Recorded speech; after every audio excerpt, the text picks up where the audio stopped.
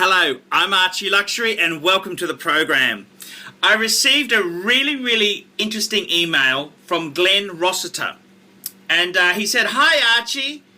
He said to me, "Thanks for coming back so quick." He was asking about cufflinks, and he's a really cool fucker, just a really cool fucker.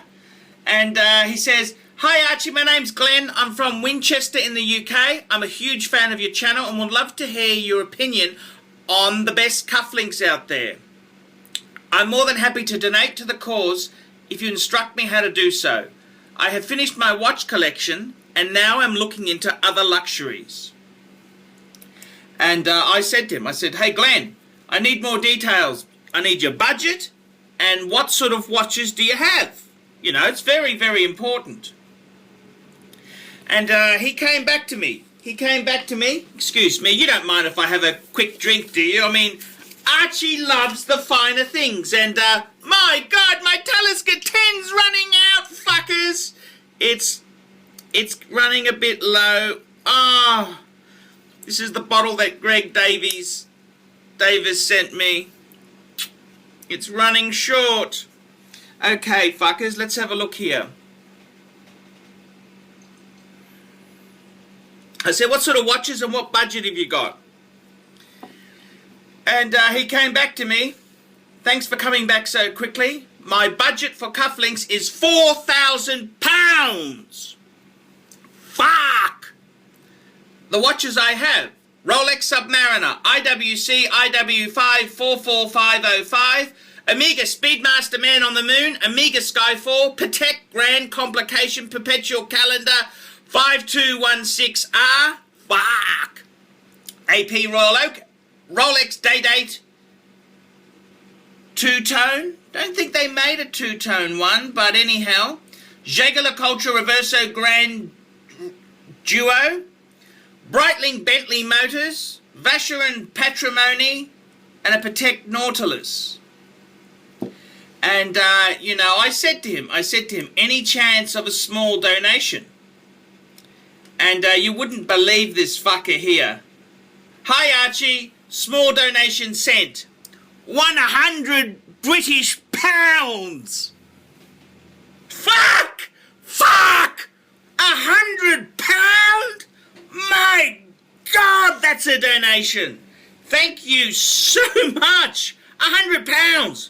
Fuck, that might be one of the greatest donations I've ever received." And he goes on.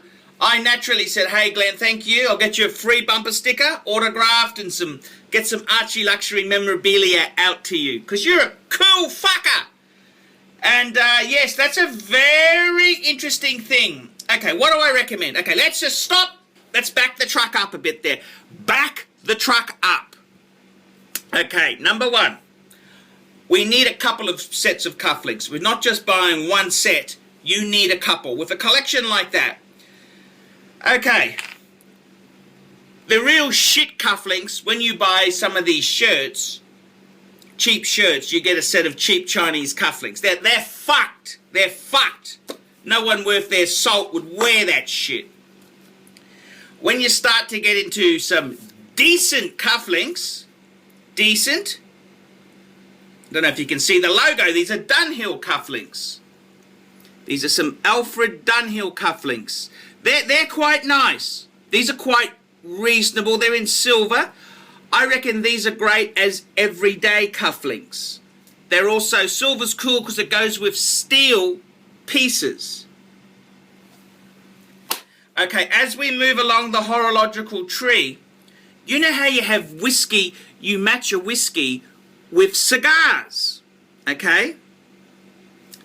Well, you can also do the same thing with wrist watches. Now let me show you, fuckers. Look at this. This is a set of Omega cufflinks. Look at that, aren't they cool? And these aren't terribly expensive. I think these were about $180. And these really will turn, most shirts except cufflinks, I prefer French double cuffs. That's my own personal thing on it. But Look at that. I've given this shirt here just an extra bit of class. You see what I mean? The cufflinks really do make the man. And I've got the Omega to go with that. Look at that. Isn't that so cool? So, I really think what you should be doing is, if you've got a few Omegas there, which you have, and they're great watches. That Omega Speedmaster Man on the Moon. You got a Rolex sub where you could wear the Omega cufflinks with the Rolex. The Omega Sky 4. You've got some really nice steel fuckers there. So I'd have absolutely no problems at all in wearing your Omega cufflinks with those steel pieces. Look at that. I've got my Omega on and I've got my cufflinks there. Look at that. Isn't that cool? That's a really cool fucker. Now, as we move up the tree, when you want to buy cufflinks, it's very, very important that you get brand name fuckers. There's no point buying cheap, nasty cufflinks. I'd highly recommend the next level. I'd be saying, okay, these Omega cufflinks are cool. Alfred Dunhill makes a great line of cufflinks. Tiffany makes a great line. If you're British, you're from England. He's from, where's he from here? He's from Hampshire. That sounds really fucking regal. It sounds really regal, governor. Hampshire. So if you want to accentuate your Britishness, I'd go for a set of Asprey cufflinks. There's a lot of really specialist British luxury jewelry firms, silversmiths, goldsmiths. They have wonderful cufflinks. Okay. You really want to get the epitome of cufflinks. I would be pairing, just like Scotch and cigar, I'd be pairing, I reckon the best cufflinks for you would be to get some, Audemars Piguet has some great cufflinks, and Patek Philippe have some great cufflinks as well. Excuse me! It's the Scotch.